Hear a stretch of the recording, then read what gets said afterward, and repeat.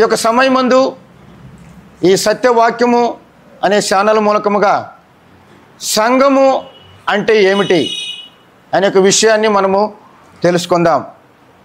ఈ భూమి మీద అనేకమైన సంఘాలు చెప్పబడుతూ ఉన్నవి, అనేకమైన సంఘాలు అని పిలువబడుతూ ఉన్నారు. అయితే లేఖనానుసారమైన సంఘం ఏంది, లేఖనానుసారంగా చెప్పబడిన సంఘం ఏంది, అనాది కాలములోని దేవుడు ఏర్పాటు చేసిన ఆ సంఘం ఏంది, ఆయన యొక్క సంకల్పంలో కట్టబడిన సంఘము ఏంటి అనేక విషయాలు మనం తెలుసుకుందాం. ఆ విషయాలన్నీ కూడా దేవుని యొక్క లేఖనాల మూలకముగా ప్రభు చెప్పిన ఆజ్ఞలు ఆ మాటల ప్రకారముగా మనకు వాక్యముతో వివరించుటకు మన మధ్యలో సోదరులు మోహన్ గారు మన మధ్యలో ఉన్నారు కనుక ఈ సమయమందు వాటన్నిటినీ లేఖనాల మూలకంగా మనకు వివరిస్తారు కనుక ఈ సమయమందు వారిని ప్రేమతో నేను ఆహ్వానిస్తున్నాను. సోదరులకు నా యొక్క హృదయపూర్వక వందనాలు సమర్పిస్తున్నాను.